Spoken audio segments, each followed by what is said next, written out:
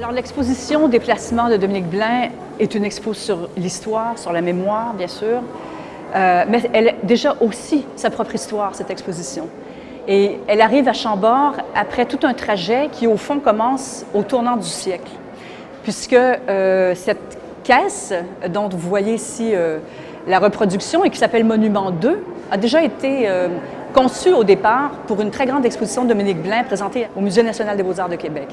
Et donc, une deuxième édition, l'édition parisienne, a été faite et qui a permis à Dominique Blain de passer de la Première Guerre à la Deuxième Guerre mondiale dans son discours sur la protection des œuvres d'art en temps de guerre.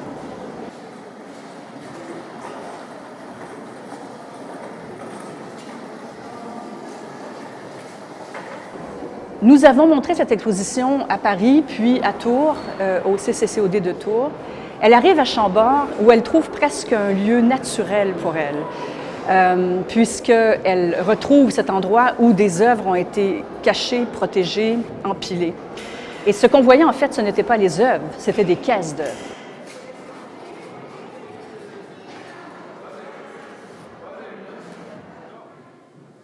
Je suis très heureux d'avoir cette exposition de Dominique Blain ici, à Chambord. L'idée était véritablement, lorsque je l'ai vue à Tours il y a maintenant quelques mois, j'avais déjà en tête la constitution de nouveaux espaces permanents sur Chambord pendant la Seconde Guerre mondiale.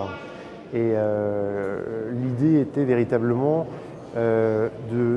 d'inviter en même temps et d'ouvrir en même temps les deux expositions pour montrer au fond que ce qui pourrait sembler être simplement une histoire et appartenir à une histoire fermée, figée, digérée, celle de ces œuvres qui viennent à Chambord trouver leur abri pendant toute la Seconde Guerre mondiale, était en fait, malheureusement d'ailleurs, une histoire qui perdurait.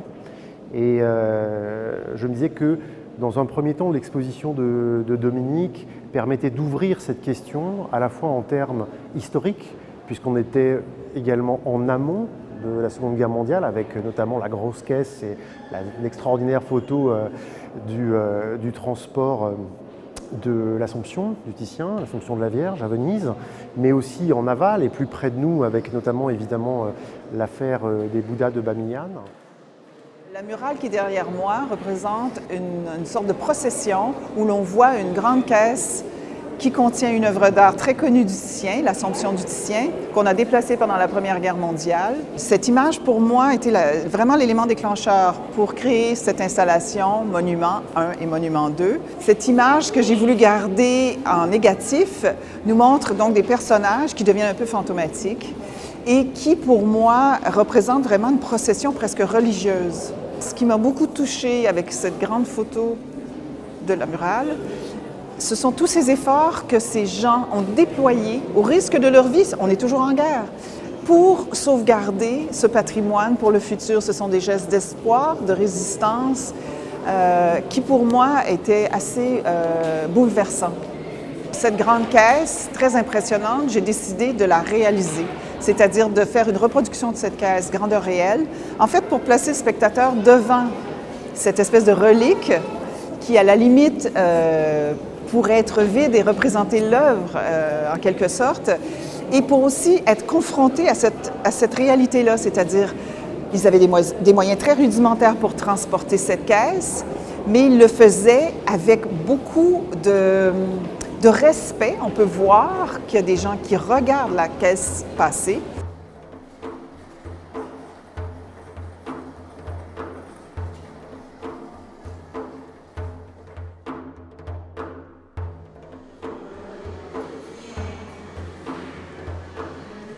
En 2019, j'ai eu cette invitation pour exposer à Paris et je me suis dit que c'était l'occasion de parler d'un autre épisode très important sur la protection des œuvres d'art, celle-ci du Louvre, donc les chefs-d'œuvre du Louvre qui ont été déplacés en fait 3 fois, mais principalement la période de 1938 à 1945.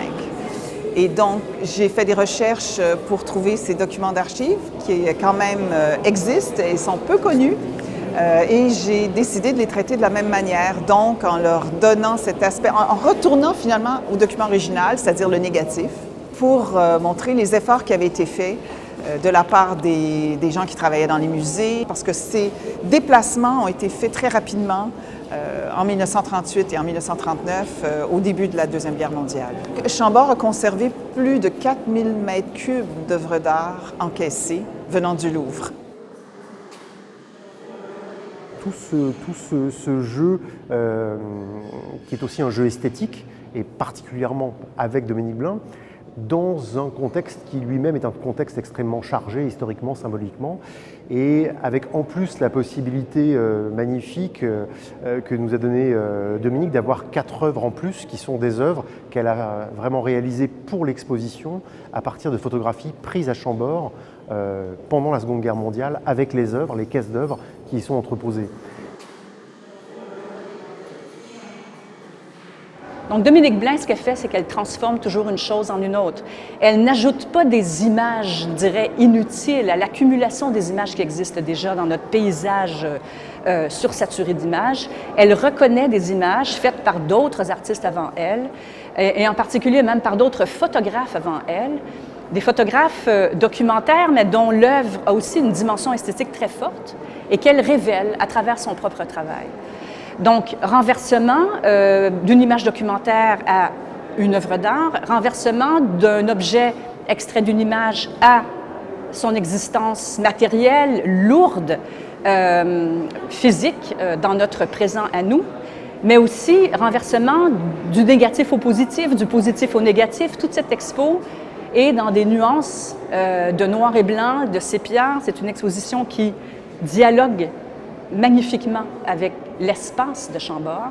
Ce n'est pas une occupation de l'espace de Chambord, c'est un dialogue vraiment avec l'architecture, qui est non seulement avec la dimension symbolique de Chambord, avec sa dimension fonctionnelle pendant la Deuxième Guerre mondiale, mais aussi avec l'esthétique même de ce lieu, qui est un lieu d'harmonie exceptionnel.